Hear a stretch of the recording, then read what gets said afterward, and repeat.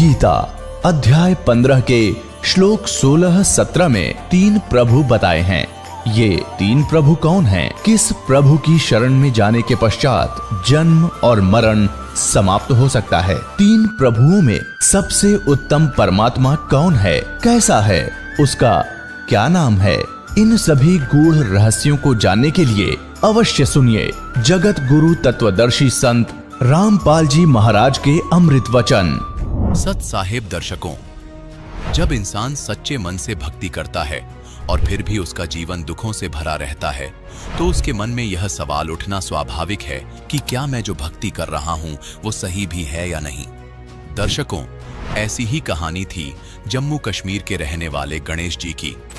गणेश जी ने अपने जीवन में लगभग हर भक्ति विधि अपनाई। मंदिरों में जाना, कथा कीर्तन सुनना और हर बड़े पर्व पर व्रत भी रखा, लेकिन फिर भी इन्हें कोई फायदा नहीं हुआ। दर्शकों, जब इतनी भक्ति साधना करने के बावजूद भी गणेश जी को कोई राहत नहीं मिली तो इन्होंने राधा स्वामी पंथ का सहारा लिया। लेकिन दुर्भाग्यवश 13 साल राधा स्वामी पंथ में बिताने के बाद भी इन्हें कुछ हासिल नहीं हुआ। लेकिन दर्शकों, आज गणेश जी का कहना है कि जब से मैंने संत रामपाल जी महाराज से नाम दीक्षा ली है तब से मेरा जीवन पूरी तरह से बदल गया है। संत रामपाल जी महाराज द्वारा बताई गई भक्ति साधना को अपनाने से मुझे न केवल शारीरिक सुख बल्कि अनेकों लाभ मिल रहे हैं। दर्शकों, आखिर क्यों गणेश जी व इन्हीं के जैसे लाखों श्रद्धालु अन्य संतों की शरण छोड़कर संत रामपाल जी महाराज की शरण में आ रहे हैं? आखिर इसके पीछे की सच्चाई क्या है? आइए सुनते हैं गणेश जी की कहानी उन्हीं की जुबानी। सर नमस्कार। सर साहब जी। सर क्या नाम है आपका? सर मेरा नाम गणेश दास है। सर कहाँ से आए हैं आप? सर मैं JNK स्टेट से बिलोंग करता हूँ, डिस्ट्रिक्ट जम्मू, तहसील अखनूर, विलेज सुंगल का रहने वाला। सर क्या काम करते हैं आप? सर मैं एजुकेशन डिपार्टमेंट में जॉब करता हूँ, टीचर। सर संत रामपाल जी महाराज से नाम दीक्षा लेने से पहले आपने क्या भक्ति साधनाएं की है? सर मैंने बंदी शोर सतगुरु रामपाल जी महाराज जी से नाम लेने से पहले मैं राधा स्वामी पंथ से जुड़ा हुआ था। वहाँ पे मैंने 13 साल भक्ति की और बड़ी दृढ़ता के साथ भक्ति की। वो बोलते हैं कि 2.5 घंटे सुबह भजन करना है और 2.5 घंटे शाम को। मैं 8-8, 9-9 घंटे मेडिटेशन करता था और मैं अपना शरीर भी छोड़ देता था। जो कहते हैं कि प्रकाश दिखता है दुनिया में, सब कुछ सुना मैंने। तो जैसे भक्ति करते करते मैंने 13 साल भक्ति की, मैंने जैसे आपको बताया। तो एक दिन ऐसे ही परमात्मा की खोज कुछ और थी, क्योंकि मैं सच्चाई की सर्च में था बचपन से ही। मैंने कोई ऐसे नशे पते शुरू से नहीं किए, परमात्मा की तलाश में था तो मेडिटेशन करता था। यही परमात्मा से शरीर भी छोड़ देता था भक्ति में अपना। ऐसे भक्ति करते करते परमात्मा का चमत्कार हुआ। मेरे चाचा जी का लड़का हिसार में जॉब करता है, आर्मड में। वो कोई धार्मिक पुस्तक नहीं पढ़ता है। जो छुट्टी घर आ रहा था, वो ट्रेन में कोई उसको भक्त मिला, उसने उसको पुस्तक दी, धरती पर अवतार। उसमें पैम्पलेट भी पड़े हुए थे। वो खुद तो पढ़ता नहीं था, उसको पता था कि मेरा जो चाचा जी का लड़का है वो घर में धार्मिक पुस्तकें पढ़ता है, मैं उसके लिए ले जाऊंगा। लेकिन मैंने वो मंगवाई नहीं थी। वो घर पहुंचा तो आते ही उसने मुझे वो पुस्तक दे दी, धरती पर अवतार। तो भक्त जी मैंने वो पुस्तक पढ़ी तो मैं बहुत आश्चर्यजनक रह गया कि ऐसा ज्ञान जो छुपा हुआ था, कैसी परमात्मा की कृपा हुई जो मेरे को ये पुस्तक मिली। उसमें मैंने सृष्टि रचना पढ़ी और उसमें और भी बाकी पंथों का ज्ञान था, राधा स्वामी का भी था। मैं राधा स्वामी से जुड़ा हुआ था। इतना मुझे पहले पढ़ा नहीं था राधा स्वामी का, लेकिन मैं राधा स्वामी में जैसे बताया था कि भजन करना है, 2.5 घंटे सुबह, 2.5 घंटे शाम में, 5-5, 6-6 घंटे भजन करता था। जब मैंने वो पुस्तक पढ़ी, उसमें पैम्पलेट में दिया भी था कि गुरु जी का प्रोग्राम आता है। मैंने बहुत देखना शुरू कर दिया। तो मेरे मन में आया कि मैंने गुरु अभी ये बदल देना है। ये मेरे को कोई पूरा जो गुरु जी बताते हैं वो शास्त्र के अकॉर्डिंग बताते हैं, चारों वेद, गीता, पुराण, बाइबल, गुरु ग्रंथ साहिब। लेकिन हमारे घर वाले सभी ने राधा स्वामी का नाम लिया था। घर वाले नहीं मानते, कहते अभी एक गुरु बना लिया तो दूसरा गुरु नहीं बनाना है। तो भगत जी घर वाले तो कहते नहीं बनाना है। तो परमात्मा की ऐसे ही लीला हुई, चलता रहा सत्संग। मैंने बंद भी कर दिया भगत जी सुनना। घर वाले कहते थे कि वह राधा स्वामी की निंदा करते हैं, ये सत्संग नहीं सुनना घर में मेरा। लेकिन परमात्मा की कृपा रही मेरा। मैं 1-2 महीने के बाद दोबारा टीवी लगाया और दोबारा सत्संग शुरू कर दिया मैंने। तो भगत जी ऐसे देखो, परमात्मा ने मुझे एक दिन ऐसे ही, मैं जो राधा स्वामी का जाप करता था तो रात को मैं सोया हुआ था तो गुरु जी मेरे पास आ गए। मैंने वो आश्रम देखा ही नहीं था। तो गुरु जी मेरे पास आए, मैं ऐसे सोया हुआ था तो मुझे ऐसे लगा कि मैं जागृत अवस्था में हूँ। गुरु जी आए और मेरे सिर पर हाथ रखा और मेरे पूरे शरीर में पावर दी, शक्ति दी, और मेरा शरीर ऐसे ट्रिम्बल हो गया, मैं जगदम बैठ गया। तो गुरु जी ने मेरे को यही बताया, कहता बेटे तेरे को इधर कुछ नहीं मिलेगा राधा स्वामी में, आप इधर आ जाओ बरवाला सतलुज आश्रम हिसार में आ जाओ। तो भगत जी मेरे को इतनी पावर मिली, मैं 8-8 घंटे मेडिटेशन करता था, शरीर भी छोड़ देता था, लेकिन उस दिन परमात्मा ने मुझे इतनी ऐसी अलाइव पावर बख्शी, मेरा पूरा शरीर वाइब्रेट हो गया। अभी मैं सर जी आपसे बात करूं, इस टाइम भी गुरु जी की पावर पूरी आ रही है मेरे अंदर, लगता है कि गुरु जी मेरे साथ साथ चल रहे हैं, इतनी पावर मिल रही है। वो आप इस चीज़ का विश्वास नहीं करोगे सर जी। बंदी शोर सतगुरु रामपाल जी एक पूर्ण सृष्टि पर एक अवतार आए हुए हैं, जो सृष्टि का परिवर्तन करेंगे और विश्व परिवर्तन होगा। सर आप इतना दूर संत रामपाल जी महाराज से नाम दीक्षा लेने के लिए कैसे पहुँचे? सर जी ये ऐसे हुआ कि घर वाले तो मानते नहीं थे कि राधा स्वामी का नाम लिया है, नहीं जाना उधर। ऐसे ही मैं उधर गया था, पंजाब में डेरा है राधा स्वामी वालों सैदपुर में, घर से वहीं गया था, 5 दिन सेवा की। तो मैं जब वापस आ रहा था तो मैं अमृतसर रुका, तो मैंने सोचा मैं घर चला गया तो घर वालों ने मुझे जाने नहीं देना उधर। मैंने उधर से ही ट्रेन पकड़ी, कोई 5:30 बजे ट्रेन जाती है अमृतसर से, तो मैं उधर 5:30 बजे पहुंचा था सर जी। तो लेकिन वो जब मैंने टिकट कटवाई तो वो आधा किलोमीटर ट्रेन आगे निकल चुकी थी। पर सर जी आप इसका विश्वास नहीं करो, आधा किलोमीटर निकल चुकी थी। मैंने दिल से यही प्रार्थना की, मैं दौड़ता हुआ गया, वो आधा किलोमीटर ट्रेन निकल गई, लेकिन मैंने दौड़ते दौड़ते वो ट्रेन पकड़ ली। लगा कि ट्रेन रुक गई है, आगे जाके आधा किलोमीटर चली गई थी वो। फिर जब मैं चला गया, ट्रेन मिल गई मुझे, तो मैंने वहाँ पे पहुँचा, 2 बजे पहुँचा रात को हिसार को। तो वहाँ पे हमने फ़ोन किया आश्रम में, हम 1-2 भक्त थे जम्मू के ही थे, तो उसी टाइम गाड़ी आई तो हम आश्रम पहुँच गए 2:30 बजे। सर जैसा कि आपने बताया कि पहले आपने राधा स्वामी पंथ से नाम दीक्षा ले रखी थी, उसके बाद आप सतलोक आश्रम में पहुँचे, तो आपको क्या भिन्नता लगी सतलोक आश्रम की व्यवस्था के बारे में, और जब आप राधा स्वामी पंथ में जाते थे वहाँ की व्यवस्था में आपको क्या फ़र्क लगा?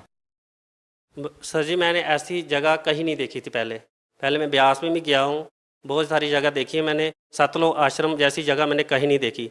वहाँ पे 24 घंटे भंडारा चलता है परमात्मा का, निःशुल्क भंडारा चलता है, हर चीज़ तरह की सुविधा मिलती है वहाँ पर, वक्तों को रहने के लिए, सोने के लिए, नहाने के लिए, हर तरह की चीज़ जो है निःशुल्क है। और ऐसी व्यवस्था मैंने कहीं पे नहीं देखी वगैरह जी आज तक। वहाँ पे इक्वालिटी है, समानता है। मैंने राधा स्वामी में जाता थे तो वहाँ पे समानता नहीं थी, जो वीआईपी लोग थे उनको अलग बिठाते थे, जो गरीब लोग थे उनको अलग बिठाते थे। वहाँ पे अमीरी गरीबी को एक जगह बैठते हैं, एक पंक्ति में सब बैठकर खाना खाते हैं। ये चीज़ मुझे वो वहाँ पे बहुत अच्छी लगी, क्योंकि परमात्मा के हम सभी बच्चे हैं, परमात्मा की नज़र में बराबर हैं सभी, तो बाकी वाले पंथों में ऐसा नहीं है। सर बहुत सारे श्रद्धालुओं का कहना है कि जब वो संत रामपाल जी महाराज से नाम दीक्षा लेने के लिए गए तो उनको बहुत लाभ हुआ। तो सर संत रामपाल जी महाराज से जब आपने नाम लिया तो आपको क्या लाभ मिले? बाकी सबसे बड़ा लाभ तो ये हुआ कि हमें यथार्थ ज्ञान मिला, शास्त्रों के अकॉर्डिंग भक्ति मिली, सच्चा ज्ञान मिला, जिससे हमें कोई विश्व में कोई भी संत हो या कोई भी शक्ति हो, ब्रह्मा विष्णु, वो हमें डगमग नहीं कर सकती, क्योंकि ये सच्चा ज्ञान है। हम दृढ़ता के साथ भक्ति कर रहे हैं, हमारी दृढ़ता दिनों दिन बढ़ती जा रही है कि परमात्मा हमारे पूरे विश्व में परिवर्तन करेंगे और एक सतयुग जैसा माहौल क्रिएट होगा धरती पर, यह हमें पूरा विश्वास है। सर जी मैं जब आश्रम पहुंचा तो मैंने जब बंदी शोर सतगुरु रामपाल जी के दर्शनों के लिए लाइन पे लगे, तो जब लाइन पे गुरुजी ने सिर पर हाथ रखा, बंदी शोर सतगुरु रामपाल जी ने, जैसे मुझे घर पर फील हुआ था, जो पावर बख्शी थी गुरुजी ने घर पे, वो ही power same as it is वैसे ही वहाँ पे बंदी शोर सतगुरु रामपाल जी ने मुझे दी वहाँ पे। और ऐसी पावर मैंने उधर राधा स्वामी में 8-8 घंटे मेडिटेशन करता, वो ऐसी पावर कहीं उधर नहीं मिली थी मुझे। सर संत रामपाल जी महाराज से लोग नाम दीक्षा क्यों ले? विश्व में बहुत सारे धर्मगुरु हैं, उनके लाखों फॉलोअर्स भी हैं, संत रामपाल जी महाराज से ही नाम दीक्षा क्यों ले? सर जी क्योंकि बंदी शोर सतगुरु रामपाल जी महाराज जो ज्ञान देते हैं वो शास्त्र के अकॉर्डिंग ज्ञान देते हैं। चारों वेद, भगवत गीता, कुरान, बाइबल, गुरु ग्रंथ साहिब, बाकी वाले जितने भी वो धर्म गुरु हैं वो शास्त्र के अकॉर्डिंग भक्ति नहीं देते हैं, उनका मनवन आचरण, उनसे कोई लाभ नहीं होगा भगत जी। सर बहुत सारे लोगों का संत रामपाल जी महाराज से नाम दीक्षा लेने के बाद नशा छूट गया, क्या आप भी नशा करते थे? सर जी मैंने बचपन से कोई नशा नहीं किया, परमात्मा की कृपा रही है मेरे पे। बस यही जो मैंने आदत बताई कि फिल्में देखता था, क्रिकेट मैच देखता था, ये भी छूट गया गुरु जी का नाम लेने से। सर जी अभी मेरी ज़िंदगी बहुत सुखमय से गुजर रही है, हमें पूरा संतुष्टि हो गई है, परमात्मा का ज्ञान मिल गया है और बहुत अच्छा लग रहा है, परमात्मा की भक्ति में बहुत ही अच्छा लग रहा है। सर कुछ लोगों का कहना है कि संत रामपाल जी महाराज सभी धर्मगुरुओं के बारे में टीका टिप्पणी करते हैं, उनकी निंदा करते हैं, सर आप क्या कहना चाहेंगे उसके बारे में? सर जी गुरु जी किसी भी संत की निंदा नहीं करते हैं, वो सच्चाई बताते हैं, जो सच्चाई है, जो हमारे शास्त्रों में लिखा हुआ है। वो गुरुजी जो बताते हैं, उन गुरुओं के बारे में उनकी पुस्तकों से ही बताते हैं, अपने से कुछ नहीं बोलते हैं। जो सच्चाई है, अपने से कुछ नहीं बोलते हैं। वो उनको गलत लगता है, क्योंकि उनकी सच्चाई झूठ जो है उनका सामने आ रहा है, उनकी पोल खुल रही है। गुरुजी ने उनकी धोती धो दी है। और ज्ञान में तो अभी गुरुजी ने उनको ज्ञान के लिए भी आमंत्रित किया था, तो ज्ञान में भी कोई सामने नहीं आया है। अगर उनके पास सच्चाई होती तो वो सामने आते। सर भगत समाज को क्या संदेश देना चाहेंगे? सर भक्त समाज को यही संदेश भी क्या, मैं रिक्वेस्ट करता हूँ, प्रार्थना करता हूँ, मैं उस परमात्मा का दास हूँ, कुत्ता हूँ। क्योंकि आने वाला जो टाइम है, अगर हम बंदी छोड़ सतरामपाल जी महाराज की शरण में नहीं जाएंगे तो दुनिया में हाहाकार मच जाएगी। क्योंकि ये सच्चे मंत्र हैं, पूरे ब्रह्मांड में सच्चाई जैसा माहौल क्रिएट करेंगे, सृष्टि परिवर्तन होगा और सुख में जीवन व्यतीत होगा सभी लोगों का। जी बहुत बहुत धन्यवाद। सत्सा है। दर्शकों, अभी आपने सुने संत रामपाल जी महाराज से दीक्षा प्राप्त करके सुखी हुए भक्त के अनुभव। अब देखिए जगत गुरु तत्वदर्शी संत रामपाल जी महाराज के मंगल प्रवचन। परम पिता परमात्मा पूर्ण ब्रह्म सारी सृष्टि के रचनहार कुल मालिक कबीर परमेश्वर जी की असीम रजा से आप सभी पुण्यात्माएं सतलोक आश्रम के अंदर पहुंच पाए। जिस आत्मा के ऊपर परमात्मा विशेष प्रसन्न होते हैं, उन्हीं को ऐसे शुभ स्थान और शुभ समागम उपलब्ध हुआ करते। सकल पदार्थ हैं जग माही और कर्महीन नर पावत नाई। पुण्यात्माओं, आप बच्चे हो, विद्यार्थी हो, टीचर को पता होता है कि यदि ये विद्यार्थी अच्छी तरह शिक्षा ग्रहण करके परीक्षा में सफल हो गए, इनका जीवन बहुत ही उज्जवल होगा, इनका भविष्य, इनको अच्छी नौकरियां मिलेंगी, बड़े सुखी रहेंगे। लेकिन उस समय बच्चों को वो बात नहीं याद रहती कि हम किस लिए पढ़ रहे हैं। और वो अच्छे विद्यार्थी जो होते हैं, टीचर के बताए प्रत्येक क्लास वर्क, होमवर्क को करते ही रहते हैं, तो सफल हो ही जाते हैं, फिर उनको वो वस्तु प्राप्त स्वाभाविक हो जाती है। आप वो विद्यार्थी हैं जिनको जन्म और मरण के रोग से छुटकारा पाने का और सतलोक के अंदर जाकर के वो स्थायी सुख प्राप्त करने का शुभ अवसर प्राप्त हुआ है। इसमें यदि आप उन विद्यार्थियों की तरह लगन से इन सभी क्रियाओं को करते हुए संसार छोड़कर चले गए, तो आपको वो स्थान प्राप्त होगा जो आज तक हजारों वर्षों तक ऋषि महर्षि प्रयत्न करके निष्फल रहे। तो आप कितने पुण्यकर्मी हो, आप कितनी पुण्यात्मा हैं। लाल की कीमत का लाल को ज्ञान नहीं होता, जौहरी बताया करता है। ये दास जौहरी है, आप उस परम पिता के लाल हो। आपको मालूम नहीं, इस दास को मालूम है। आपके लिए वो परमात्मा कितने भटक रहे हैं। आपने काल की भांग पी रखी है, आप जी को केवल यहाँ के संसारिक सुख दिखाई देते हैं। आपके भविष्य में आगे नेक्स्ट जीवन में क्या होगा, इससे आप बिल्कुल अनभिज्ञ हैं। परमात्मा कहते हैं, गोता मारूं स्वर्ग में, जा बैठूं पाताल, और गरीब दास ढूंढता फिरूं अपने हीरे मोती लाल। आप कहां से आए हैं, ये ना तो आपके बस की बात यहां आना, केवल परमात्मा ही आपको यहां लाता है। पहले तो आप तक संदेश भेजा, ऐसा अनमोल ज्ञान किसी भी माध्यम से किसी भक्त के माध्यम से, किसी बुक के माध्यम से, या किसी टीवी चैनल के माध्यम से। और फिर आपको प्रबल प्रेरणा की उस परमपिता ने,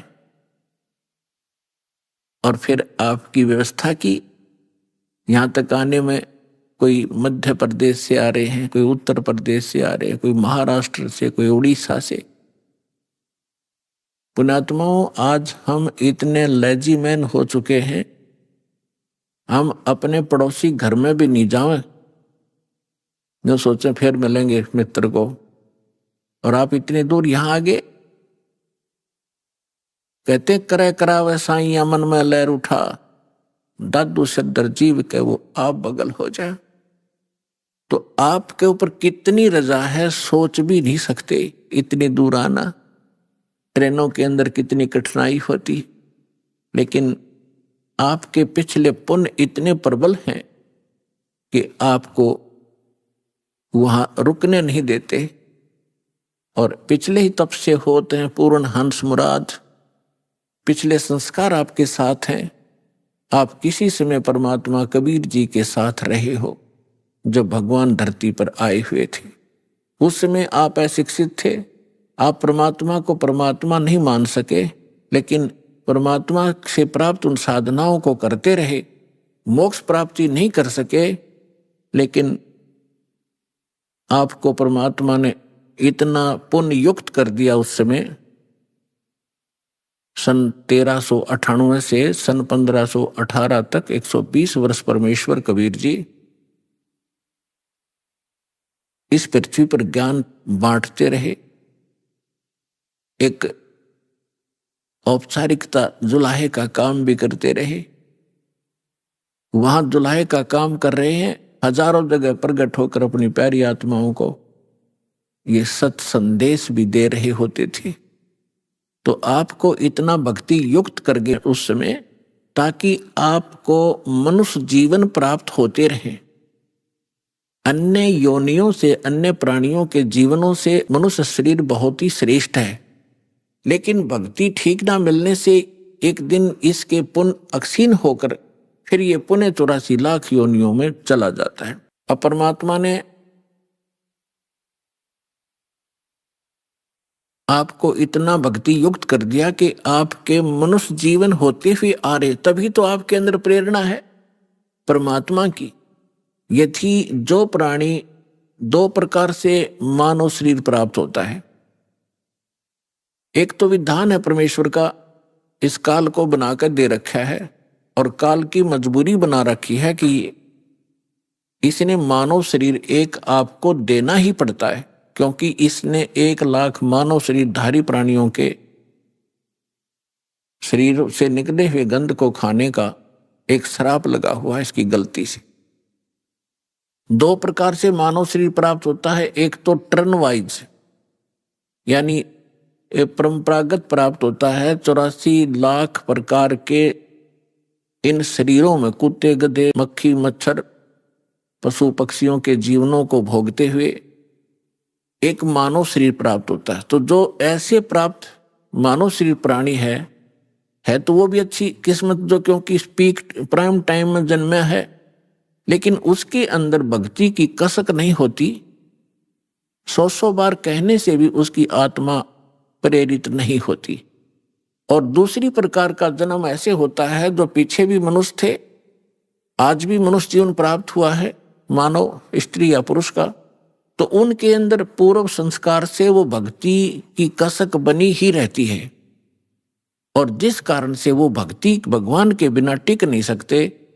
चाहे कहीं पहाड़ पर जाना पड़े देखा देखी, चाहे कोई मंदिर में आस्था बनानी पड़े, या कोई व्रत रख के अपनी संतुष्टि करनी पड़े, वो टिक नहीं सकते, क्योंकि वो पिछले संस्कारी प्राणी है। तो परमात्मा ने आपको 600 वर्ष पहले आप पर मेहर की थी। 64 लाख शिष्य कबीर भगवान के, एक धानक जुलाहे के, एक झोंपड़ी में बैठे व्यक्ति के 64 लाख शिष्य हुए थे। तो विचार करके देखो पुण्यात्माओं, जिसको हम एक कवि समझकर उसकी फाइल को बंद करके बैठ गए थे कि वो तो एक कवि था, संत भी नहीं मानते थे, हम केवल एक कवि मानते थे, क्योंकि हम अपने पाठ्यक्रम की पुस्तकों में उनके दोहे पढ़ा करते थे और कवि की संज्ञा में लेकर ही, कवि की श्रेणी में ही उनको गिना जाता था। अन्य कितने कवि हुए हैं, उनके पैरेलल उनके नाम लिखे जाते थे, किसी का कोई शिष्य हुआ, ये भगवान थे। और इन्होंने जो अमृतवाणी, जो तत्व ज्ञान प्रचार किया, कबीर सागर के अंदर विद्यमान है, उससे भी स्पष्ट है उन्होंने वो ज्ञान दे रखा है जो वेदों, पुराणों, श्रीमद् भगवद गीता, बाइबल, कुरान और इनमें नहीं है, वो ज्ञान भी परमात्मा ने बोल रखा है। तो वो परमात्मा थे, ओनली कवि नहीं थे। और उनके परमात्मा की महिमा में वेदों में लिखा है कि वो परमात्मा ऊपर रहता है सतलोक में, मनुष्य दृश्य है, राजा के समान एक तख्त पर, सिंहासन पर विराजमान है, वहां से गति करके चल कर आते हैं या अच्छी आत्माओं को मिलते हैं, अपने ज्ञान को लोकोक्तियों के माध्यम से, दोहावलियों के माध्यम से, पद्य भाग में ऊंचे स्वर में बोल बोल कर सुनाते हैं, जिस कारण से वे कवियों में से भी एक प्रसिद्ध कवि की पदवी भी प्राप्त करते हैं, लेकिन वो होते हैं भगवान। ये वेदों में लिखा है। और कवियों जैसा आचरण करते हुए घूमते फिरते हैं, जगह जगह जाते हैं। उसी दृष्टिकोण से परमात्मा एक ही समय में हजारों जगह प्रकट होकर के आज से 600 वर्ष पहले आप जी को भक्ति युक्त किया करते थे। लेकिन उस समय 64 लाख से सो जाना, ये एक बहुत बड़े आश्चर्य की बात है, क्योंकि उस समय भारत बहुत विशाल था। पूर्वी और पश्चिमी पाकिस्तान, अफगानिस्तान, बलोचिस्तान, इराक, ईरान, गजनी, ये सभी यहाँ तक भारत था। और उस समय कुल मिलाकर के भारतवर्ष की सारे की 4 करोड़ आबादी नहीं होगी, और जिसमें से 64 लाख शिष्य बन जाना हिंदू और मुसलमान, क्योंकि परमात्मा ने ऐसे सुख दिए अपनी प्यारी आत्माओं को, ऐसा ज्ञान दिया, तो आश्चर्यचकित रह जाते थे। तो उस समय परमात्मा ने आप जी को इस योग्य कर दिया कि आप 600 वर्ष से आज तक मनुष्य जीवन प्राप्त करते हुए आ रहे हो, 600 वर्ष पूर्व, और जिसमें लगभग आपने 10-15 मनुष्य शरीर प्राप्त कर लिए कंटिन्यू। और यदि आज ये समय आपको ना मिलता और ये भक्ति आपको ना मिलती, तो आपका जो लास्ट मनुष्य जीवन था, आप फिर 83 लाख योनियों में चले जाते। इसलिए परमात्मा बड़े दयालु हैं। उनका जो किया हुआ प्रत्येक कार्य वो बहुत ही सफल होता है, उसी के वचन से सब कार्य हो रहा है। अब उसके बाद भगवान को हमने भगवान नहीं समझा, हमने उनको केवल एक कवि समझा। और कुछ दिनों में आपको जब परमात्मा के संग आप रहे, इतने सुख हो गए, आपके दुख दूर हो गए। जब इंसान सुखी होता है इस लोक के अंदर, वो पहला काम ये करता है कि भगवान से दूर होता है, बकवादें ग्रहण करता है। तो जब हम सुखी हो गए, सभी सुख हमें बहुत देता है, क्योंकि तो सुख सागर है, तो हमारे मन में दोष उत्पन्न होने लगे। परमात्मा के अंदर भी हमने कुछ गड़बड़ निकालने लगे। तो परमात्मा कबीर जी ने एक लीला की थी, एक परीक्षा ली थी हमारी, हम फेल हो गए और हम यहीं रह गए। अब काल ने कैसा जुल्म किया, किसी को कहीं पटक दिया, किसी को हरियाणा में, किसी को राजस्थान में, किसी को मध्य प्रदेश में, किसी को उड़ीसा में, भाषा भी ना समझ में आवे, किसी को नाइजीरिया में, किसी को अमेरिका, अफ्रीका में। उन प्यारी आत्माओं को जो परमात्मा की भक्ति किया करते थे, उन्हीं में से ये सारे अफसर बने हुए हैं, राजा बने हुए हैं, MLA MP बने हुए हैं। क्योंकि पिछले पुण्य के बगैर ऐसे उच्च पोस्ट प्राप्त नहीं होती। और जब तक इनको पुनः वो ज्ञान नहीं होगा कि हम कौन हैं, हम किस लिए जन्मे हैं, मानव शरीर केवल इसीलिए प्राप्त नहीं होता कि आप माया इकट्ठी करो, संसारिक प्रभुता प्राप्त करो, सारा कुछ हो गया, करोड़ों की संपत्ति भी होगी, आपकी यहाँ आसपास के क्षेत्र में कोई एमपी मंत्री मिनिस्टर बनकर महिमा भी होगी, क्योंकि आप पिछले पुण्य आपके साथ थे, वो मलाई वो बैटरी आपकी चार्ज थी, वो चल रहा था। फिर आपकी मृत्यु हो जाएगी और नेक्स्ट जीवन क्या होगा?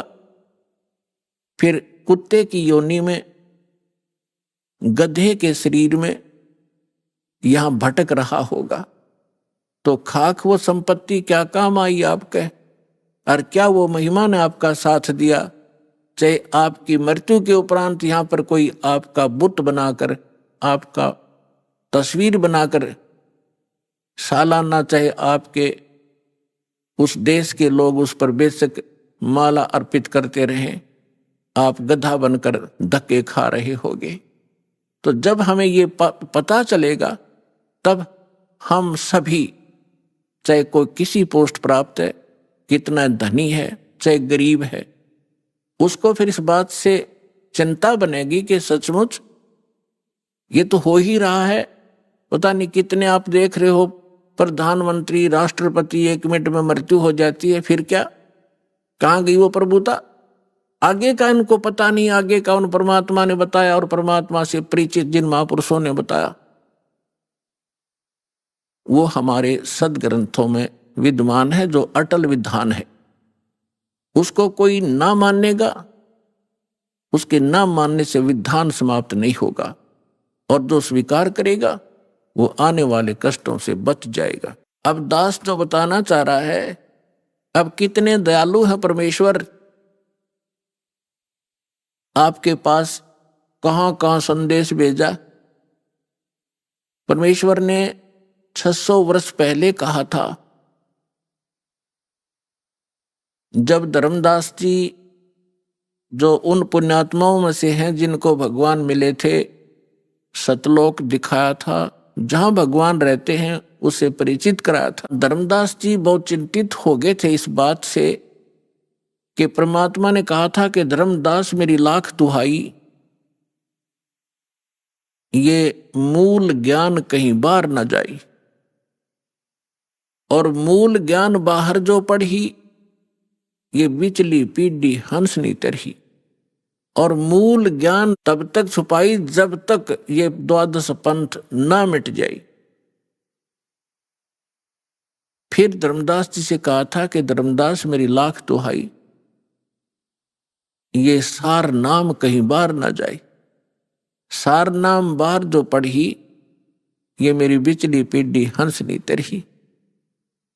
अपने आत्मा, जब आप परमात्मा के साथ थे, वो 64 लाख तो पहले आएंगे, उसके बाद फिर जो अन्य पुण्यात्माएं आपके घरों में जो आएंगी, आपके संतान रूप में, आपके कोई नाती रूप में, पोता या पोती रूप में, वो तो अलग से आएंगी। बहुत अच्छी आत्माएं आपके घर जन्म लेंगी, जिन जो परमात्मा के सटोक में पहले से रखी हुई है। उस परमात्मा कबीर जी का काल के लोक में 21 ब्रह्मांड में एक गुप्त स्थान है, जहां पर उन पुण्यात्माओं को परमात्मा ने रखा हुआ है जिनको पिछले कलयुग में सार नाम प्राप्त हो गया था, वो पार हुए नहीं और फिर वो काल के हत्थे चढ़ गए थे। क्योंकि इस ज्ञान से आपकी आत्मा में ऐसा दृढ़ निश्चय अवश्य हो जाएगा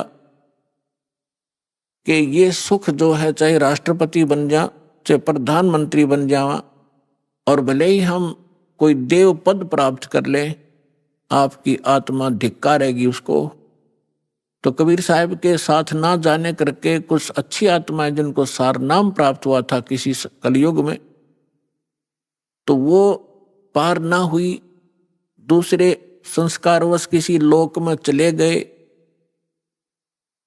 तो उसके लिए परमात्मा कहते शिव मंडल ब्रह्मापुरी चाहे विष्णु लोक में हो, हमरे गुण भूले नहीं तो आन छुटाऊं तो। जैसे कोई भक्त इस ज्ञान से परिचित और किसी कारण से नाम खंडित हो जाने से उसकी मृत्यु हो जाती है, तो वो कहाँ जाता है? आपको प्रथम मंत्र में श्री ब्रह्मा जी, श्री विष्णु जी, श्री शिव जी, श्री गणेश जी और श्री दुर्गा जी आदि इन देवों के वो मूल मंत्र दिए जाते हैं जिनसे आपको बहुत लाभ मिलना है। तो उस कारण से आप पार ना हो गए तो इनके लोकों में जाओगे वो सुख भोगने के लिए जो आपको इस प्रथम मंत्र के बेनिफिट प्राप्त हुआ है। ये लाभ आप वहां अक्षीण करने चले जाओगे। वहां जाकर आपको याद आएगा कि ये तो गुरुजी बताया करते थे कि हमने यहाँ का देव पद भी नहीं लेना, राज्य पद प्राप्त नहीं करना, यहाँ हमारे पुण्य नाश होते हैं। तो वहां जाकर फिर वो रोते हैं। और ये जो प्राइम टाइम होता है इसका सीमा है। जैसे अब जो पिछली पीढ़ी चली है इसका समय निर्धारित है, उसके बाद ये भक्ति नहीं रहेगी। इस बीच जो निकल गया सो निकल गया। तो वो भक्ति जो युग है उसका समय समाप्त हो चुका होता है और उनकी मृत्यु हो जाती है। वो कोई ब्रह्मा जी के लोक में जा रहा होता है, कोई विष्णु जी के लोक में अपने इन मंत्रों के पुनों के आधार से, भक्ति के आधार से इनको वहां खाता है, बर्बाद करता है। तो वहां वो रोते हैं। तब परमात्मा जाते हैं, उनको वहां से छुड़वा कर लाते हैं। उनको उस समय मनुष्य दोबारा जन्म नहीं देते, उनको अपने पास सटोक में रखते हैं। उनके ऊपर इतना रहम हो जाता है कि अब उनका जन्म आपके घरों में होगा, आपके बेटा बेटी, आपके पोता पोती के रूप में सबके घर वो पुण्यात्माएं आएंगी। उनके संस्कार इतने गजब के होंगे, इतने अच्छे होंगे कि उनको किसी प्रकार का कोई कष्ट नहीं होगा उनके जीवन में। और उनको जन्म से ही मंत्र मिलेंगे, 3 वर्ष के होते ही भक्ति करेंगे और 8 वर्ष का होते उसको सतनाम मिलेगा। और फिर 12 वर्ष के बाद, 13 वर्ष के बाद सारनाम प्राप्त होगा। अब के वो मोक्ष प्राप्त कर जाएंगे। आप भी करोगे क्योंकि ये भक्ति युग प्रारंभ हुआ है। और या तो इसी जन्म में पार हो जाओगे, देखो कोशिश करना कि इसी जन्म में पार हो, फिर तो फिर ही होता है। नेक्स्ट लाइफ का, नेक्स्ट जीवन की सपने में भी इच्छा मत रखना। फिर भी किसी कारण से पैर फिसल जाता है तो वो फिर तुरंत ही मनुष्य जीवन प्राप्त करके तुरंत ही भक्ति पर लग जाता है। अपने आत्माओं देखो, आप भक्ति और इस अध्यात्म मार्ग से परिचित नहीं है। अब जैसे यहाँ कितने दुखी भक्त आते हैं, रोगी आते हैं, सब जगह जवाब मिल जाता है, वो यहाँ लेकर आते हैं। हमारे भक्त उनको समझाते हैं कि चलो आप वहाँ ठीक हो जाओगे। तो वो केवल ठीक होने के उद्देश्य से जो आते हैं और वो ये सोचते रहते हैं कि हम ठीक हो जाएं, बस इतना ही हमें चाहिए, तो उनको परमात्मा राहत शीघ्र नहीं देगा। आप ये उद्देश्य लेकर आओ, इस ज्ञान को समझाओ। जिसको भी आप लाते हो अच्छी बात है, ज्ञान समझाओ और ज्ञान समझा कर फिर उनको नाम दिलाओ। फिर परमात्मा तुरंत हाथ पकड़ लेता है। और यदि ऐसे ले आते हैं और वो इस उद्देश्य से आते हैं, बुरी बात नहीं है, अच्छा है। यदि वो व्यक्ति नाम, क्योंकि नाम तो हम देंगे ही देंगे, समाधान तो बाद होगा, तो पहले मंत्र दे देंगे। अब नाम जिसने मिल गया और अंतिम सांस गिने, मरना तो उसने था ही, इस मंत्र को एक बार पूरा बोल दे, सुन ले, वहां पर ना बोल सके और मृत्यु हो जा तो भी उसको मनुष्य जीवन मिलेगा। उसमें बीज भक्ति का बूगा।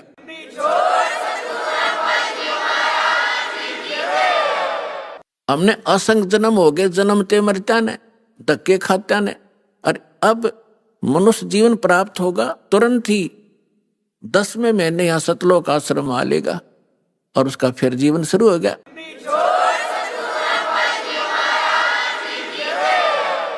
ये शरीर तो ऐसा है, आप सदग्रंथों से अपरिचित हैं, अध्यात्म मार्ग से परिचित है। जैसे एक व्यक्ति का कपड़ा किसी दुर्घटना से खराब हो गया, पाट गया या वैसे कंडम हो गया, उसने आप उतार के फेंक देता है, नया पहन ले, नया तो और अच्छा ही होता है। तो ऐसे ये पुराना चोला किसी कारण से डिफेक्टिव हो गया, अगर आप भक्ति ढंग से करोगे तो इसको ठीक कर देगा परमात्मा, क्योंकि यह माटी उसी ने चला रखी है, उसी ने मिट्टी से इसको कितनी अच्छा बना रखा है, उसके हाथ में है। या लाखों लोग ठीक हो गए, कैंसर कतीनों टपकते आवे थे खून उनके, और 10वें दिन उनके घाव भर गए, जिसने सच्ची दल से परमात्मा को चाहा और भक्ति करी।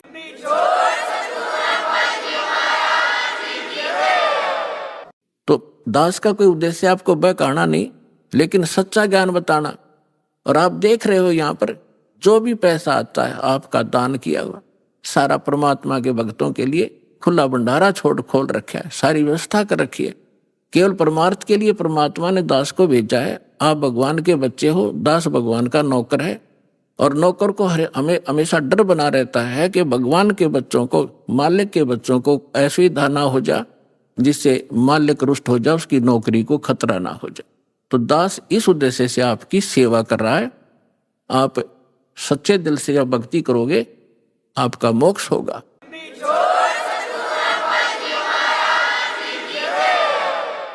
जो प्रसंग चल रहा था कि 64 लाख तो वो आएंगे, उन 64 लाख के घर वो भक्त आएंगे जो परमात्मा के रिजर्व बैंक में रखे हैं आत्माएं। और उसके बाद जो अन्य भी जन्म ले रहे हैं, अरबों प्राणी है मनुष्य जीवन में, तो उनके लिए कैसा होगा कि जैसे एक बार आपको कथा सुना रखी है कई बार दास ने, ये कागभूषण जी एक बहुत बड़े महापुरुष माने जाते हैं, अपने पुराणों में कथा आती है। तो उसने गरुड़ जी ने उनसे पूछा कि हे कागभूषण, आपको ये भक्ति कैसे प्राप्त हुई, आपकी कितनी आत्मा शांत है, आपकी कितनी दीर्घायु है, आपको ये उपलब्धि कैसे प्राप्त हुई? तो कागभूषण ने बताई अपनी, यहां संक्षिप्त में बताऊंगा। कागभूषण जी ने गरुड़ जी से कहा कि गरुड़ जी, एक बार मुझे मानुष जीवन प्राप्त था और मेरी 20 वर्ष की आयु थी। उस समय एक भयंकर अकाल गिर गया, दुर्भिक्ष, जिसमें मेरा पूरा परिवार, माता पिता, 2 भाई बहन और थे, वो सभी मृत्यु को प्राप्त हो गए। मैं 20 वर्ष की आयु था, माता पिता वृद्ध थे, भाई बहन छोटी आयु के थे, वो उस भूख को सहन नहीं कर सके। उनकी मृत्यु के उपरांत आसपास के क्षेत्र में भी बुरा हाल था, लाखों लोग मर गए थे। उस क्षेत्र को छोड़कर मैं अवंतिका नगरी में चला गया। वहां दुर्भिक्ष नहीं था, पेट भर रोटी खाई, भोजन पाया। लेकिन मेरी आत्मा में एक ऐसी प्रेरणा हुई, दुख हुआ कि ये क्या जीवन है, मेरे पिताजी का भरा पूरा परिवार उजड़ गया, ये क्या जीवन है, ये कैसा यहाँ लोक है। तो फिर बताता है कि उस जन्म से पहले मैंने असंख्यों जन्म प्राप्त हुए। अब दिव्य दृष्टि खुल जाने के बाद वो अपनी पिछली हिस्ट्री याद आई उसको, जब वो भक्ति पर लगा। उसके बाद गरुड़ जी को बता रहा है कि उससे पहले मैंने असंख्यों मानुष जीवन नाश कर दिए थे और मैंने भक्ति कभी करी ही नहीं। अब वो अकाल गिरा, मेरे माता पिता मर गए, भाई मर गए, कुटुंब नाश हुआ। अवंतिका नगरी में एक पंडित जी शिव मंदिर में कथा कर रहा था और कथा के बाद वो भंडारा किया, भोजन करते थे। मैं भोजन खाने के उद्देश्य से उन श्रोताओं में बैठ गया। मैंने कोई सत्संग से कोई लेना देना नहीं था। सभी उठकर चले गए, मैं बैठा रहा। पंडित जी ने पूछा, बेटा क्या बात है? मैंने अपना सारा दुख बताया। उसने मुझे एज ए अपना सन, बेटे की तरह प्यार किया पंडित जी ने, पुजारी ने, और कहा बेटा ये संसार तो दुख का घर है, आप यहाँ रहो, यहाँ भोजन पाओ और बेटा यहाँ मंदिर में सेवा करो, सत्संग सुनो, दीक्षा ले लो। मैंने उसकी सारी बात मान ली, वहाँ सेवा भी करने लग गया, लेकिन दीक्षा वाली बात मेरे समझ में नहीं आई। 6 महीने तक वो कथा सुनाते रहे, मनुष्य जीवन के उद्देश्य को बताते रहे। मेरा कति घर नहीं करी, जू नहीं रहेंगी। मेरे इतने पाप बढ़े हुए थे क्योंकि मेरे अंदर भक्ति कभी बीज पड़ा नहीं था। 6 महीने के बाद मैंने कथा तो सीख ली जो गुरु बताया करते थे। मैं युवा था, गुरुजी वृद्ध हो गए थे। मैं श्रोताओं को गुरुजी की अब्सेंस में, अनुपस्थिति में वो कथाएं सुनाने लग गया। सुरीली आवाज थी, युवा शरीर था। श्रोता मेरी बड़ी प्रशंसा करने लगे कि क्या बात भाई, आप तो बड़ा गुरुजी से भी बढ़िया सत्संग सुनाते हो, वाह भाई वाह, आपकी तो बड़ी प्यारी आवाज है। इस जीव को बहुत प्रकार से ये हानि होती है, वो फाउल पॉइंट भी आपके रूबरू किए जाते हैं ताकि आप फिर से गलती ना कर जाओ, इसलिए ये कथाएं सुनाई जाती है। अब उन श्रोताओं की प्रशंसा से मेरे अंदर हवा भर गई, मैं अभिमानी हो गया, अहंकार भर गया। एक दिन गुरुजी आए मंदिर में, पूजा के उद्देश्य से बाहर से आए और मैं श्रोताओं के बीच में बैठा था, प्रशंसा सुन रहा था। मैंने गुरुजी को बैठे बैठे ही दर्शन कर लिए, प्रणाम भी नहीं करा, बस यूं देख लिया। जबकि गुरुजी को खड़ा होके मैं खड़ा नहीं हुआ। मान बढ़ाई का मारा कि मेरी बेइज्जती हो जाएगी जब मैं खड़ा हो गया था, क्योंकि प्रशंसक सामने बैठे थे। अब गुरुजी को कोई ध्यान नहीं था, उसको तो कोई मतलब लेना देना ही नहीं होता। नियम बता दिए, जो पालन करेगा सफल होगा, जो तोड़ेगा खंडित करेगा वो दंडित होगा। गुरुजी जाकर मंदिर में अपनी पूजा अर्चना करने लग गए। आकाशवाणी हुई उस मंदिर में और भगवान शिव के पुजारी थे वो पंडित जी। आकाशवाणी हुई, भगवान शिव ने कहा कि रे धुरत, तेरे को 1 लाख वर्ष के लिए नरक में डालूंगा। ये आकाशवाणी सुन ली गुरुजी ने। अपने आत्मा कबीर साहब कहते हैं, बहुत प्यारा बालक माँ का। पिता को अपना बेटा या बेटी बहुत प्यारी होती है, लेकिन माँ को पिता से भी कई गुना और प्रेम बच्चों में होता है, स्वाभाविक है। और कहते हैं गुरु जी को उससे भी 100 गुना होता, माँ से भी ज्यादा 100 गुना प्यारे होते अपने शिष्य। उनके भविष्य के बारे में वो इतना चिंतित रहता है। कहते हैं बहुत प्यारा बालक माँ का, उनसे बढ़कर शिष्य गुरुओं का। तो यहाँ गुरुजी ने जब सुना कि कागभूषण को, उसका नाम कुछ अन्य था, कि भगवान शिव कैसे नाराज हो गए इस बालक पर, क्या गलती की। वो एकदम छोड़कर पूजा को आया कि बेटा क्या गलती की तूने, अक्षमा याचना कर। अरे बालक दर शिव का ध्याना, ताते बख्शे तेरे प्राण। तो उसने पूछा, तो गुरुजी ने प्रार्थना की, हे भगवान शंकर, हे महाराज, क्या गलती होगी आपके बच्चे से, माफ करो बालक है, माफ करो बालक है।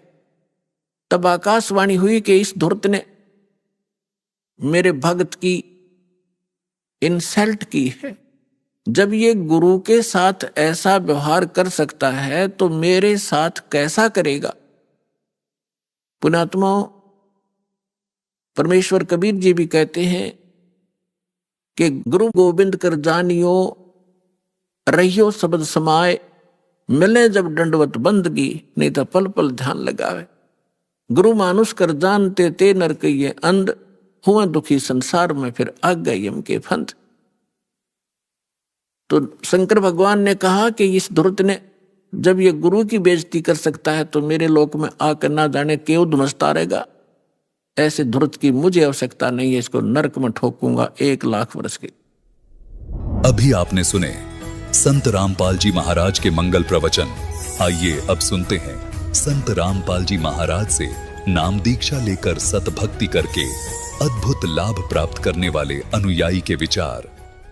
दर्शकों, जब मनुष्य अपने जीवन में प्रचलित सभी परंपरागत देवी देवताओं की भक्ति साधना करता रहे, लेकिन फिर भी उसके जीवन से दुख और बीमारियां जाने का नाम न लें, तो ऐसे में उस व्यक्ति का टूटना और नशे जैसी बुरी लतों की चपेट में आना एक आम बात बन जाती है। दर्शकों, कुछ ऐसी ही कहानी थी पंजाब के रहने वाले गुरदर्शन कुमार जी की।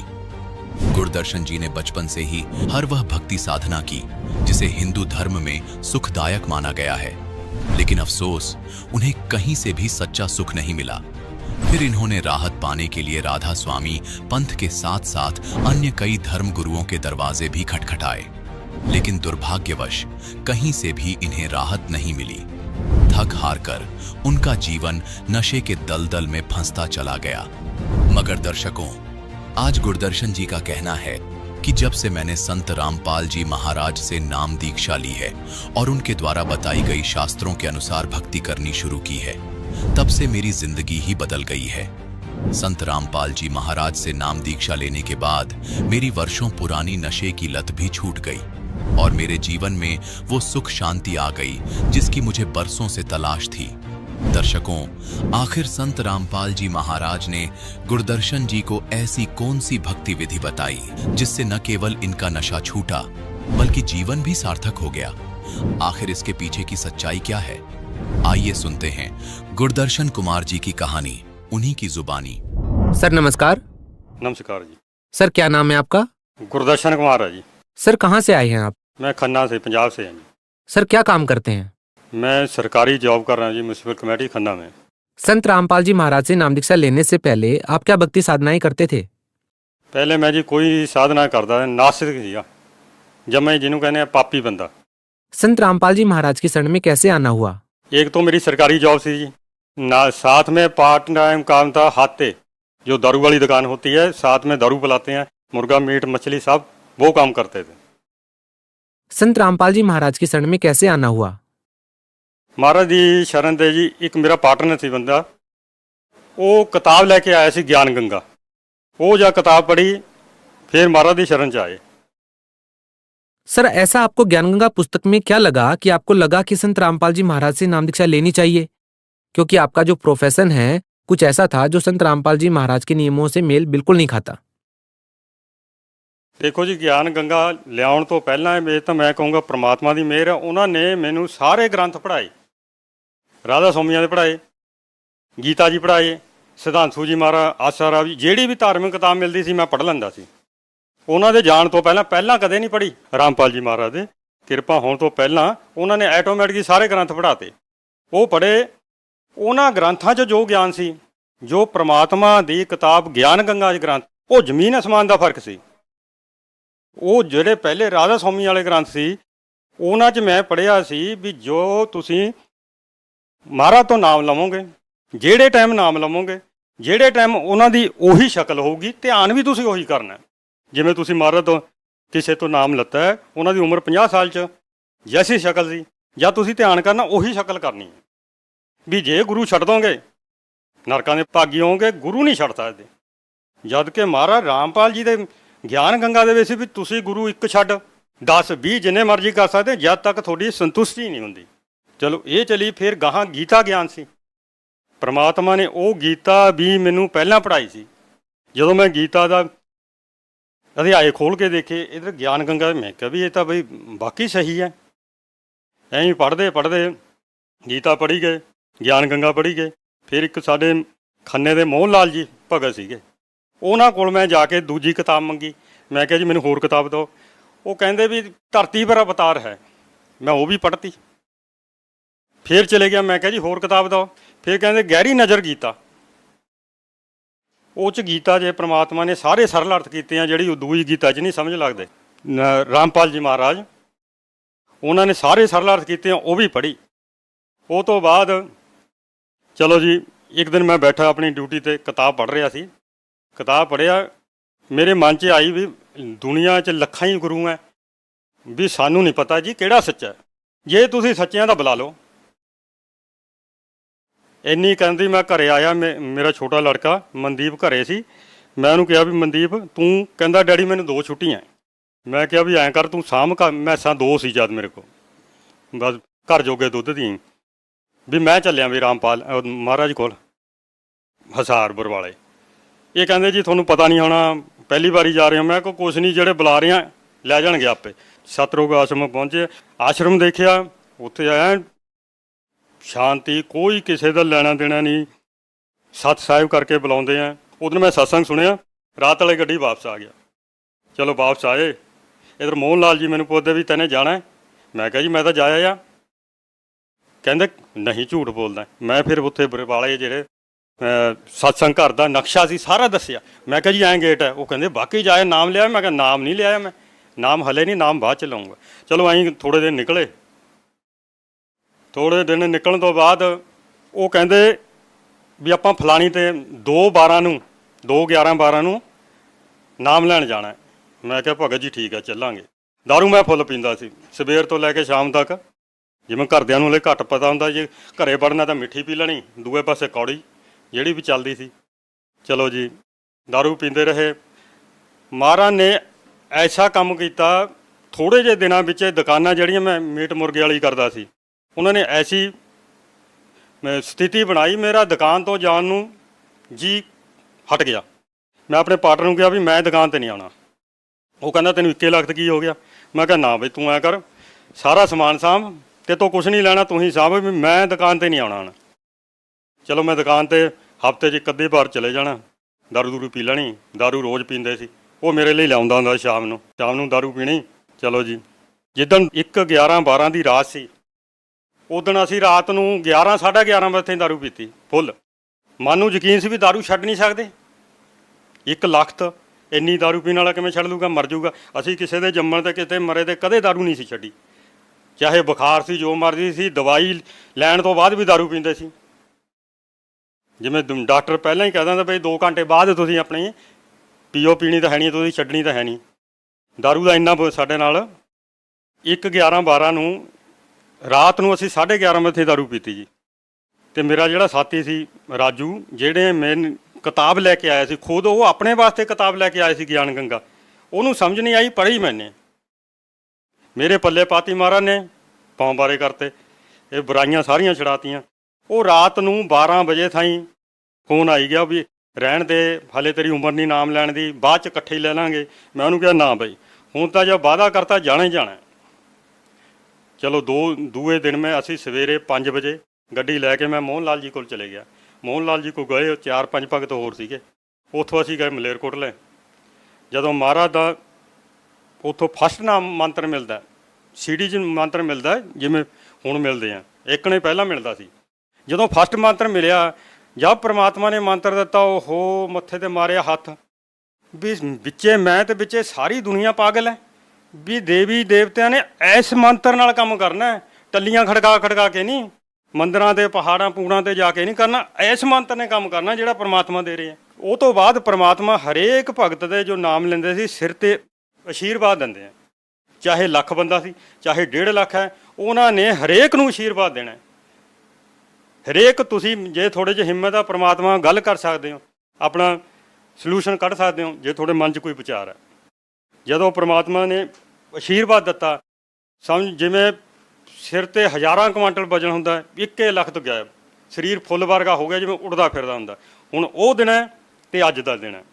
ਉਹ ਦੇਖੋ ਕਿੰਨੀਆਂ ਬੁਰਾਈਆਂ ਕਰਦੇ ਹੁੰਦੇ, ਦਾਰੂ ਪੀਂਦੇ, ਮੁਰਗੇ ਕੱਟਦੇ, ਹੱਥ ਨਾਲੇ ਤੋੜ ਦਿੰਦੇ ਸੀ ਗਰਦਨ।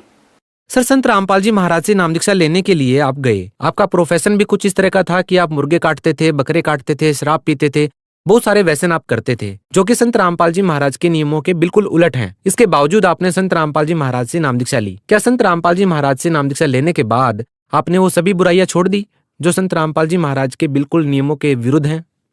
जिस दिन नाम लिया जी भगत जी, जिस दिन नाम परमात्मा ने दिता है, उसे दिन ऐटोमैटिक ਉਹਨਾਂ ਦੀ ਪਾਵਰ ਨਾਲ ਸਾਰੀਆਂ ਬੁਰਾਈਆਂ ਛੁੱਟ ਗਈਆਂ, ਟੋਟਲੀ ਜਿੰਨੀਆਂ ਬੁਰਾਈਆਂ ਸੀ, ਮੀਟ, ਤੰਬਾਕੂ, ਸ਼ਰਾਬ, ਬੀੜੀ, ਸਿਗਰਟ ਜੋ ਪੀਂਦੇ ਸੀ, ਸਾਰੀ 1 ਲੱਖ ਤੋਂ ਬੰਦ। ਉਹ ਦਿਨ ਹੈ ਅਤੇ ਅੱਜ ਦਾ ਦਿਨ ਹੈ।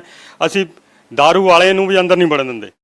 ਹੁਣ ਦੇਖੋ ਮੇਰੇ ਸਹੁਰੇ ਪੀਂਦੇ ਐਨ ਫੁੱਲ, ਜਿੱਦਣ ਦਾ ਨਾਮ ਲੱਤਾ ਹੈ ਉੱਥੇ ਜਾਣ ਨੂੰ ਵੀ ਜੀ ਨਹੀਂ ਕਰਦਾ। सर, संत रामपाल जी महाराज से नाम दीक्षा लेने के बाद आपको क्या क्या लाभ मिले? ਇੱਕ ਮੇਰਾ ਕੇਸ ਲੱਗਿਆ ਸੀ ਜੀ ਮਹਿਕਮੇ 'ਚ, ਜਿਹੜੇ ਬਾਕੀ ਆਪਰੇਟਰ ਸੀ ਉਹਨਾਂ ਨੇ ਟੈਕਨੀਕਲ ਗ੍ਰੇਡ ਕਰਤਾ ਸੀ, ਉਹਨਾਂ ਕੋਲ ਇਲੈਕਟ੍ਰੀਸ਼ੀਅਨ ਦੀ ITI ਸੀ, ਮੇਰੇ ਕੋਲ ਫਿਟਰ ਦੀ। ਉਹਨਾਂ ਨੇ ਆਪਣਾ ਕੇਸ ਲਾਤਾ, ਮੈਨੂੰ ਕਹਿੰਦੇ ਵੀ ਤੇਰਾ ਕੇਸ ਬਾਅਦ 'ਚ ਲਾਵਾਂਗੇ, ਵੀ ਇਲੈਕਟ੍ਰੀਸ਼ੀਅਨ ਦਾ ਟੈਕਨੀਕਲ ਗ੍ਰੇਡ ਲੱਗੂਗਾ। ਚਲੋ ਉਹਨਾਂ ਦਾ ਗ੍ਰੇਡ ਲੱਗ ਗਿਆ, ਮੈਂ ਕਿਹਾ ਕੋਈ ਨਹੀਂ, ਹੌਲੀ ਹੌਲੀ ਲਾ ਲਾਂਗੇ। ਮੈਨੂੰ ਕੋਈ ਚਿੱਤ ਚੇਤੇ ਨਹੀਂ ਸੀ ਵੀ ਕੇਸ ਲਾਉਣਾ ਹੈ ਜਾਂ ਕਦ ਮਿਲੂਗਾ। ਜੇ ਕੇਸ ਵੀ ਲਾਉਂਦੇ ਤਾਂ ਲੱਖ ਰੁਪਈਆ ਲੱਗਿਆ ਜਾਂਦਾ ਮੇਰਾ ਇਕੱਲੇ ਦਾ, ਕਿਉਂਕਿ ਮੈਂ ਇਕੱਲਾ ਸੀਗਾ। ਜਿਸ ਦਿਨ ਨਾਮ ਲੱਤਾ, ਹੁਣ ਤੁਸੀਂ ਮੰਨਣਾ ਨਹੀਂ, ਜਿਸ ਦਿਨ ਨਾਮ ਲੱਤਾ, ਇੱਕ ਹੋਰ, ਜਿਸ ਦਿਨ ਮੈਂ ਬਰਵਾਲੇ ਜਾਣ ਤੋਂ ਪਹਿਲਾਂ ਮੋਹਨ ਲਾਲ ਜੀ ਦੀ ਦੁਕਾਨ ਦੇ ਬਾਹਰ ਖੜਾ ਸੀ, ਉਸੇ ਟਾਈਮ ਇੱਕ ਮੇਰੇ ਦੋਸਤ ਦਾ ਫੋਨ ਆਇਆ, ਕਹਿੰਦਾ ਗੁਰਦਰਸ਼ਨ ਜਿਹੜਾ ਤੇਰਾ ਕੰਮ ਰੁਕਿਆ ਹੋਇਆ ਸੀ ਵੀ ਉਹ ਕੰਮ ਤੇਰਾ ਸਿਰੇ ਚੜ ਜਾਣਾ। ਮੈਂ ਕਿਹਾ ਵੀ ਕੀ ਹੋ ਗਿਆ? ਕਹਿੰਦੇ ਗੌਰਮੈਂਟ ਨੇ ਰੂਲ ਕਰਤਾ ਵੀ ਜਿਹਨੇ ITI ਕੀਤੀ ਆ ਉਹਨੂੰ ਟੈਕਨੀਕਲ ਗ੍ਰੇਡ ਮਿਲੂਗਾ ਵੀ ਤੈਨੂੰ ਕੇਸ ਕਰਨ ਦੀ ਲੋੜ ਨਹੀਂ। ਮੈਂ ਕਿਹਾ ਜੀ ਇਹ ਤਾਂ ਨਾਮ ਹਲੇ ਨਾਮ ਨਹੀਂ ਲੱਤਾ, ਪਹਿਲਾਂ ਹੀ ਬੈਨੀਫਿਟ ਮਿਲ ਗਿਆ, ਅੱਗੇ ਖਬਨੀ ਕੀ ਮਿਲੂਗਾ। ਜਦੋਂ ਨਾਮ ਲੈ ਕੇ ਆਇਆ ਦੂਜੇ ਦਿਨ ਫੋਨ ਆ ਗਿਆ ਦਫ਼ਤਰ 'ਚੋਂ, ਕਹਿੰਦੇ ਵੀ ਤੈਨੂੰ ਟੈਕਨੀਕਲ ਗ੍ਰੇਡ ਲੱਗ ਗਿਆ, ਵੀ ਤੇਰੀ ਤਨਖਾਹ 'ਚ 7,500 ਰੁਪਏ ਦਾ ਮੁਨਾਫਾ ਹੋ ਗਿਆ। ਉਹ ਮਹੀਨੇ ਮੈਨੂੰ 7,500 ਤਨਖਾਹ ਵੱਧ ਕੇ ਮਿਲੀ। ਜਦ ਕਿ ਦੇਖੋ ਮੀਟ ਕੱਟਦੇ, ਦਾਰੂਆਂ ਪੀਂਦੇ, ਝੂਠ ਬੋਲਦੇ, ਲੋਕਾਂ ਤੋਂ 2-2 3-3 ਵਾਰੀ ਪੈਸੇ ਲੈ ਲੈਂਦੇ, ਪੈਸੇ ਕੱਢ ਵੀ ਲੈਂਦੇ ਸੀ ਸ਼ਰਾਬੀਆਂ ਦੇ। ਜੇ ਸ਼ਰਾਬੀ ਹੋਇਆ ਇਹੋ ਜਿਹੇ ਪਾਪੀ ਸੀ ਅਸੀਂ। परमात्मा ने कैसा चमत्कार किया, इन्हू चमत्कार नहीं कहोगे तो होर की है। सर पहले आप शराब पीते थे, आपकी मीट की शॉप थी, उसके बाद आप क्या काम करने लगे? सर साइड बिजनेस आपने छोड़ दिया या फिर कुछ और काम करने लगे? साइड काम किया है, परमात्मा ने दारू का काम छड़ा के दूध का काम चालू करा दिया। फिर मुझको मैनू मैसा रखा दिया, मैसा काम दूध का काम, मैं दारू का छड़ के मैं दूध का काम करने लगी। कोई भी मैस लैनी है, कोई भी बेचनी है, परमात्मा दे जिथे जोत लाने दरबार को दंडवत प्रणाम करके मन च धरते हैं, वो मिनटा सकेंडा च खबनी किधरों गा के भेज देंगे हैं।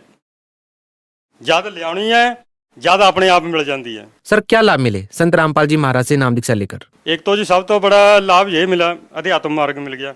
एक देखो तुम तनख्वाह का दसिया, जिन्हें उधर ठगी ठोरी मार के कमाते थे वो एक दिन च वधाते। एक मेरे भगतमती नूं कैंसर दसिया डॉक्टर ने, वो रिपोर्ट भी दिखाई है, वो देखो पूरी दवाई भी नहीं खाधी। वो मैं क्या भी अपना परमात्मा ते विश्वास रख भी जा रिपोर्ट करा के देख ला। जदों रिपोर्ट कराई उहदा कैंसर निल सी। हुण देखो कौन कर सकदा? परमात्मा ही कर सकदा। एक मेरा बड़ा लड़का है, वो आर्मी च सिलैक्ट हो गया परमात्मा की कृपा नाल। कोई किते असीं गए नहीं, कोई पैसा नहीं लत्ता नहीं, फ्री दे विच परमात्मा ने काम कीता। सर बहुत सारे ऐसे लोग हैं जो अभी नशा करते हैं, बहुत सारे व्यसन करते हैं, बहुत सारे लोगों को अलग अलग तरह की बीमारियां हैं। सर वो लोग भी इन बीमारियों से, इन परेशानियों से मुक्ति पाना चाहते हैं। वो लोग भी संत रामपाल जी महाराज से जुड़ना चाहते हैं। वो लोग संत रामपाल जी महाराज से कैसे जुड़ सकते हैं? कैसे आध्यात्मिक लाभ प्राप्त कर सकते हैं? कैसे भौतिक लाभ प्राप्त कर सकते हैं? एक तो जी एक ज्ञान गंगा पुस्तक आउंदी है, जे मिलती है तुहानूं मिलती है, वो जरूर पढ़ो। तो बाकी टीवी ते सत्संग आउंदा, ਉਹਦੇ ਹੇਠਾਂ ਪੱਟੀ ਆਉਂਦੀ ਆ, ਉਹਦੇ ਸਾਰਾ ਕੁਝ ਲਿਖਿਆ, ਟੈਲੀਫੋਨ ਲੰਗੇ ਲਿਖੇ ਹੋਏ, ਜਿੱਥੇ ਮਰਜ਼ੀ ਆ ਤੁਹਾਨੂੰ ਕਿਤਾਬ ਮਿਲੂਗੀ। ਉਹ ਕਿਸੇ ਵੀ ਹਾਲਤ ਵਿੱਚ ਮਨ ਬਹੁਤ ਬੇਈਮਾਨ ਹੈ, ਮਨ ਕਾਲ ਹੈ। ਹੁਣ ਪਤਾ ਲੱਗਿਆ ਵੀ ਮਨ ਕਾਲ ਹੈ। ਪਰਮਾਤਮਾ ਦੇ ਕੋਲ ਜਾਣ ਤੋਂ ਬਾਅਦ ਪਤਾ ਲੱਗਿਆ ਵੀ ਮਨ ਕਾਲ ਹੈ। ਉਹ ਕਾਲ ਤਾਂ ਤੁਹਾਨੂੰ ਬਹੁਤ ਰੋਕੂਗਾ। ਕਿਸੇ ਵੀ ਹਾਲਤ ਦੇ ਵਿੱਚ ਉਹ ਗਿਆਨ ਗੰਗਾ ਪੜ੍ਹ ਲਓ, ਚਾਹੇ ਰੋਜ਼ ਅੱਧਾ ਅੱਧਾ ਪੇਜ ਪੜ੍ਹੋ, ਫਿਰ ਤੁਹਾਨੂੰ ਪਤਾ ਲੱਗੂਗਾ ਵੀ ਭਗਤੀ ਕਰਨੀ ਕਿਹਦੀ ਹੈ, ਵੀ ਅਸਲੀ ਪਰਮਾਤਮਾ ਕੌਣ ਹੈ। ਆਪ ਜਿਹੜੇ ਨੰਬਰ ਆਉਂਦੇ ਆ ਉਹਨਾਂ ਦੇ ਨੰਬਰ ਤੇ ਤੁਸੀਂ ਫੋਨ ਕਰੋ, ਕੰਟੈਕਟ ਕਰੋ, ਉਹ ਤੁਹਾਨੂੰ ਦੱਸਣਗੇ। ਉੱਥੇ ਜਾਓ, अपना जीवन सफल बनाओ। आप भगत समाज को क्या संदेश देना चाहते हैं? भगत समाज ਨੂੰ ਇਹੀ ਸੰਦੇਸ਼ ਹੈ ਵੀ ਜੇ ਤੁਸੀਂ ਭਗਤੀ ਤਾਂ ਹਰੇਕ ਕਰਦਾ ਕੋਈ ਨਾ ਕਿਸੇ ਤਰੀਕੇ ਨਾਲ, ਹਰੇਕ ਕੋਈ ਨਾ ਕੋਈ ਕਰਦਾ। ਰਾਮ ਨਾਮ ਉਹਨਾਂ ਕੋਲ ਹੈ ਜਿੱਤੇ ਪਰਮਾਤਮਾ ਦੀ ਕਿਰਪਾ ਹੋਊ, ਰਾਮਪਾਲ ਜੀ ਦੀ ਕਿਰਪਾ ਹੋਊ। ਰਾਮ ਨਾਮ ਸੱਚਾ ਉਹਨਾਂ ਕੋਲ ਹੋਊਗਾ। ਰਾਮ ਰਾਮ ਜਪਦਾ ਫਿਰੇ ਹਰ ਕੋਈ। ਰਾਮ ਰਾਮ ਉਹਨਾਂ ਕੋਲ ਜਿੱਤੇ ਆਪ ਦੀ ਕਿਰਪਾ ਹੋਈ, ਰਾਮਪਾਲ ਮਹਾਰਾਜ ਦੀ ਕਿਰਪਾ ਹੋਈ। ਰਾਮ ਰਾਮ ਜਪਦਾ ਫਿਰੇ ਹਰ ਕੋਈ। ਰਾਮ ਰਾਮ ਉਹਨਾਂ ਕੋਲ ਜਿਨ੍ਹਾਂ ਆਪ ਦੀ ਕਿਰਪਾ ਹੋਈ। ਅਸਲੀ ਰਾਮ ਨਾਮ ਤੁਸੀਂ ਜਪਣਾ ਹੈ, परमात्मा को जाओ, सतगुरु रामपाल जी को जाओ, जे तुसी असली मंत्र सतनाम का मंत्र जपना है। जी बहुत बहुत धन्यवाद आपका। शुक्रिया।